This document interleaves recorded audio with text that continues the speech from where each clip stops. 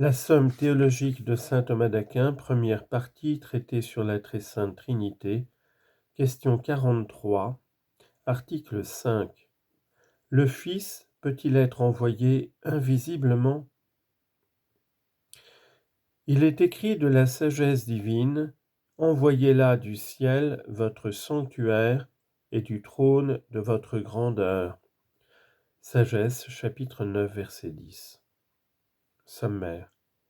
Comme le Fils et le Saint-Esprit habitent dans les créatures raisonnables par la grâce, et qu'ils sont d'un autre, ils peuvent être envoyés d'une manière invisible.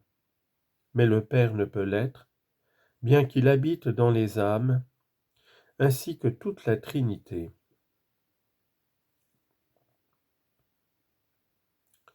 Corps de l'article. Il faut dire ceci. Si d'une part toute la Trinité habite dans les âmes par la grâce sanctifiante, conformément à cette parole de Jean, chapitre 14, verset 23, nous viendrons à lui et nous ferons notre demeure en lui.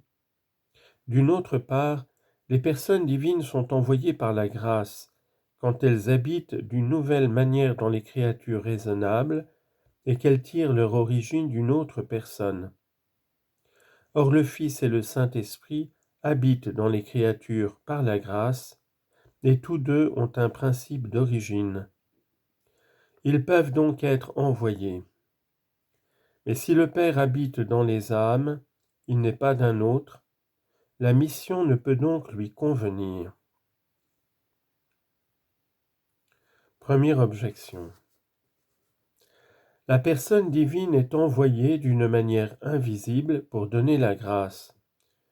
Or toutes les grâces sont données par le Saint-Esprit conformément à cette parole, 1 Corinthiens chapitre 12 verset 11, toutes ces choses, un seul et même esprit les opère, donnant à chacun comme il veut. Donc le Saint-Esprit est envoyé d'une manière invisible.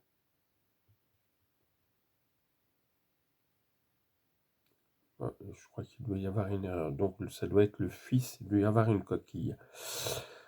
Réponse. Tous les dons sont attribués comme tels au Saint-Esprit parce qu'il est lui-même, en tant qu'amour, le premier de tous. Mais il en est pourtant qui, vu leur caractère particulier, s'approprient au Fils, et ce sont ces dons-là qui entrent dans l'idée de sa mission. Voilà pourquoi saint Augustin dit « Le Fils est envoyé d'une manière invisible quand il est connu et perçu. » Deuxième objection.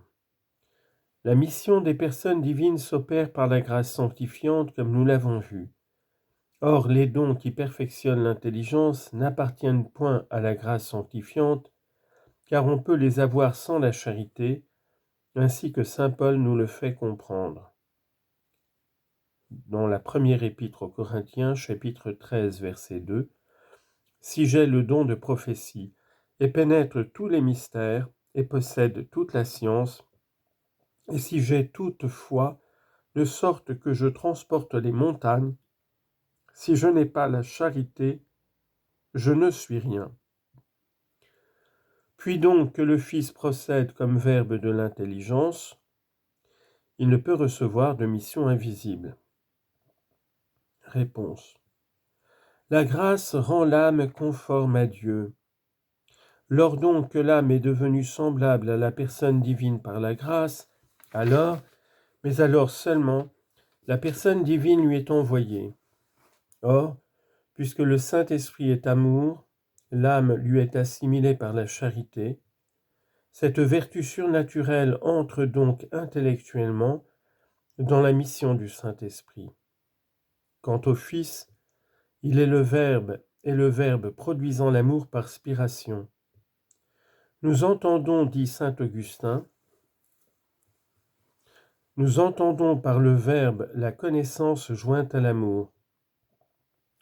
Le Fils n'est donc pas envoyé pour perfectionner l'intelligence d'une manière quelconque, mais pour lui donner une perfection qui fait naître l'amour.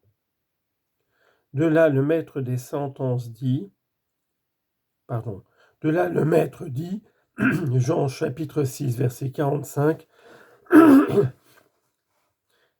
Quiconque a écouté le Père et appris de lui vient à moi. Et le prophète, dans le psaume 38, verset 4, mon cœur s'est échauffé au-dedans de moi, et pendant que je méditais, un feu s'y est embrasé. Nous devons comprendre maintenant les paroles que nous lisions tout à l'heure de saint Augustin.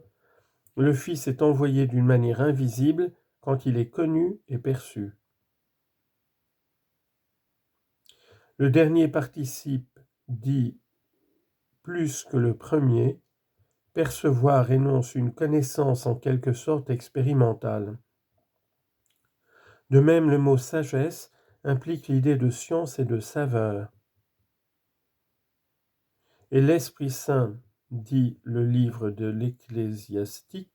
l'Ecclésiaste, chapitre 6, verset 23, la sagesse de la doctrine est ce que ce nom signifie. Troisième objection, la mission divine est une sorte de procession. Or, la procession du Fils et celle du Saint-Esprit sont distinctes.